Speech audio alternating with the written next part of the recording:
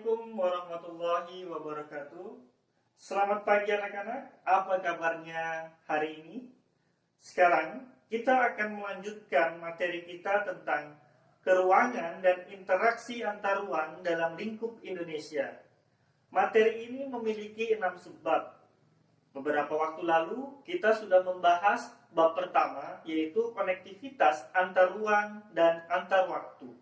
Sekarang kita masuk di tema kedua, yaitu tentang kondisi geografis Indonesia.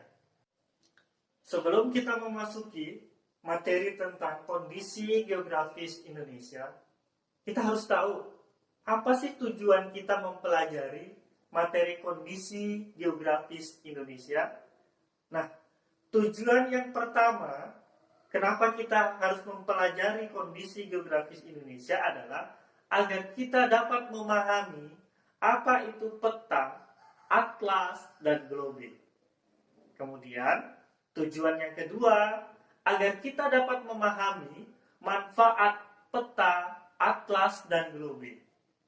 Dan tujuan yang ketiga, yaitu agar kita dapat memahami letak geografis Indonesia dan letak astronomis Indonesia. Itulah tadi 3 tujuan kenapa kita harus mempelajari kondisi geografis Indonesia. Dalam materi kondisi geografis Indonesia, ada 3 subbab yang akan kita pelajari. Subbab yang pertama berkaitan dengan peta, atlas, dan globe. Kemudian, subbab yang kedua berkaitan dengan letak geografis Indonesia.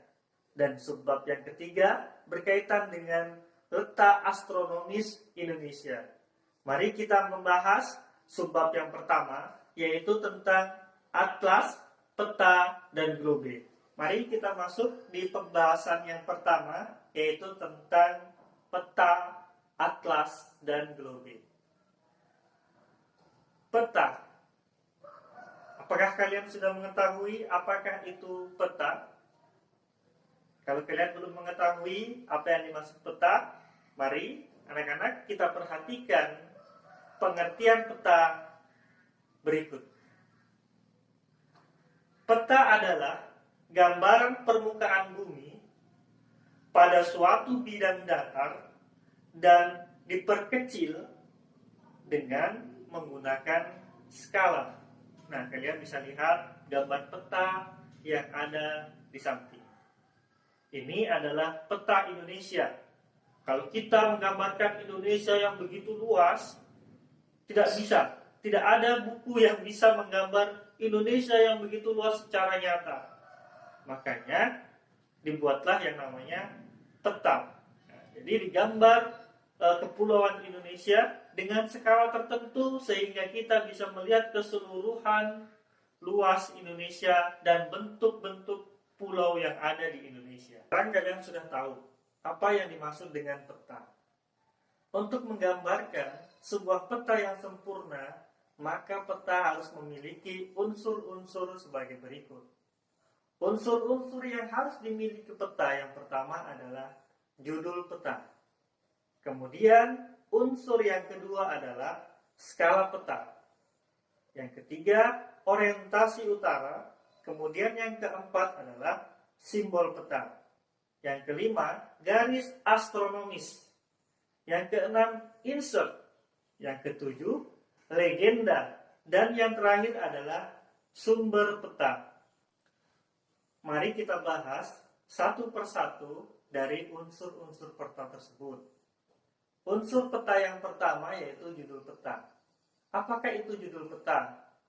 Nah, judul peta dapat kita artikan yaitu keterangan yang menunjukkan isi suatu peta. Sebagai contoh, judul peta hutan, judul peta persebaran penduduk. Kemudian ada juga peta sumber daya alam. Maka isi dari peta tersebut adalah berisi tentang sumber daya alam yang ada di Indonesia, berisi tentang hutan-hutan yang ada di Indonesia, berisi tentang jumlah penduduk yang ada di Indonesia atau yang ada di suatu daerah tersebut sesuai dengan peta yang digambarkan. Jenis peta-peta yang lain masih banyak yang bisa kita pelajari dan yang kita bisa ketahui. Mari kita cari terus peta-peta seperti apa yang bisa kita ketahui.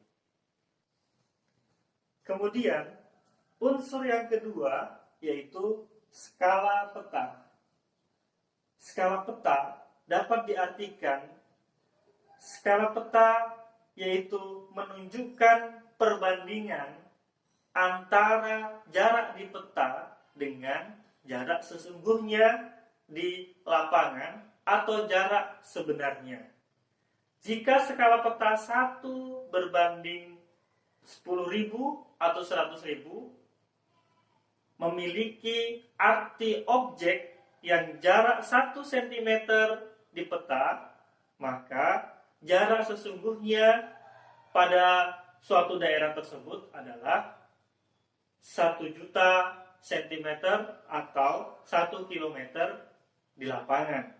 Nah, skala peta dapat dibedakan menjadi 2. Yang pertama adalah skala angka. Kemudian yang kedua adalah skala garis. Skala angka contohnya 1 berbanding 10.000, 1 berbanding 5.000, 1 berbanding 1 juta. Dan skala garis kita lihat gambar berikut menggambarkan baris atau garis ya 0 cm sampai dengan 1. Di bawahnya 0 km sampai dengan 5 km. Jadi bisa diartikan di situ 1 cm di peta itu sama dengan 5 km di kenyataannya atau di permukaan bumi. Unsur peta yang ketiga adalah orientasi utara. Apa yang dimaksud dengan orientasi utara? Nah, sebuah peta harus memiliki orientasi utara agar penggunaan peta dapat mengetahui, ya, agar pengguna peta itu dapat mengetahui arah letak suatu lokasi. Bentuk orientasi utara ditunjukkan oleh simbol berbentuk panah dengan bentuk yang bervariasi. Penampakannya pada kolom legenda atau bagian yang kosong di permukaan peta.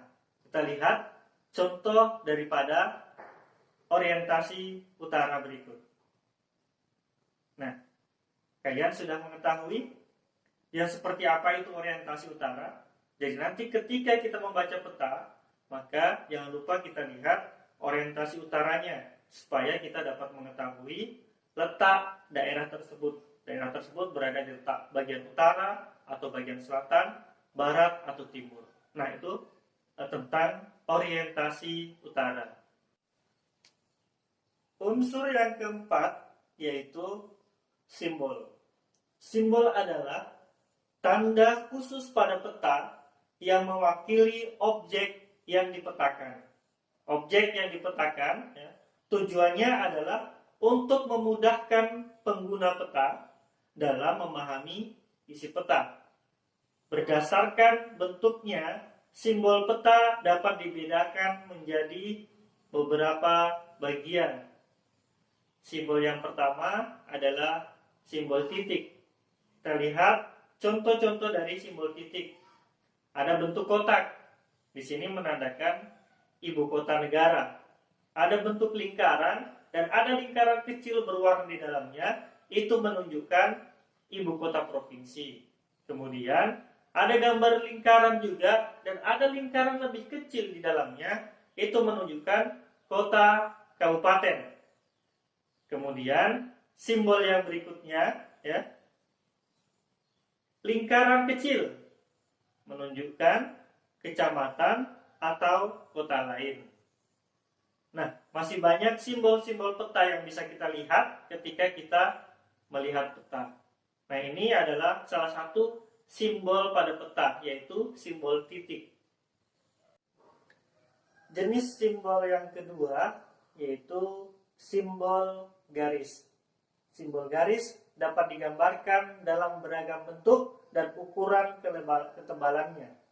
Nah, simbol garis memiliki beraneka ragam bentuk, beraneka ragam jenis sesuai dengan fungsinya. Ketebalan garis dapat diatur sesuai dengan kaidah perpetaan. Simbol jalan biasanya berupa garis kontinu tanpa putus-putus dengan ketebalan suatu dengan kelas jalannya. Ya, jadi ketebalannya sesuai dengan kelas jalannya. Mungkin jalan provinsi ketebalannya berbeda, jalan kabupaten ketebalannya juga berbeda, jalan desa memiliki ketebalan yang berbeda pula. Nah, ini ada beberapa gambar daripada simbol garis. Nah, gambar yang pertama di situ menggambarkan tentang sungai. Sungai digambarkan pada simbol garis itu berkelok dan memiliki cabang. Yang kedua, jalan raya. Nah, jalan raya di sini disimbolkan dalam simbol garis itu melengkungan, ya, melengkung, berkelok-kelok. Nah, itu masuk dalam kategori jalan raya. Kemudian ada jalan lain desa, ya, atau jalan lain desa. Nah, ini garisnya lebih kecil, lurus. Kemudian ada batas negara, batas provinsi, dan batas daerah. Ini kita sudah bisa lihat dari gambar berikut. Nah, itulah tadi macam-macam dari simbol garis. Jenis simbol yang ketiga adalah simbol warna. Simbol warna digunakan pada peta dengan aturan tertentu. Karena ada aturan pemetaan, maka tidak sembarang di dalam menggunakan simbol warna. Warna berkaitan dengan objek-objek yang akan tergambar pada peta. Contoh, warna biru itu menunjukkan lautan, sedangkan warna hijau itu menunjukkan pegunungan atau hamparan rumput dan tanah. Nah, ini yang dikategorikan di dalam simbol warna. Kalian bisa melihat tabel yang ada di bawah. Nah, pada tabel ini sudah tertera warna-warna sesuai dengan peruntukan pada objek yang terdapat pada peta. Jenis simbol yang keempat yaitu simbol area. Objek yang digambarkan pada peta biasanya merupakan ilustrasi dari objek yang ada di lapangan.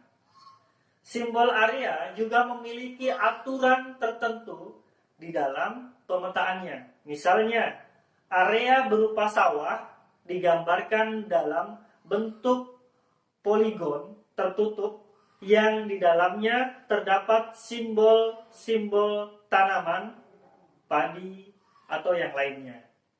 Silakan, anak-anak, perhatikan gambar simbol area yang ada di samping. Tadi itulah jenis-jenis simbol yang terdapat pada peta. Nah, sekarang kita lanjutkan lagi unsur-unsur yang terdapat pada peta. Unsur yang terdapat pada peta yang kelima adalah garis koordinat. Kita lihat gambar garis koordinat yang ada di samping. Kita bisa artikan garis koordinat adalah garis khayal pada peta berupa garis koordinat dalam bentuk garis lintang dan garis bujur.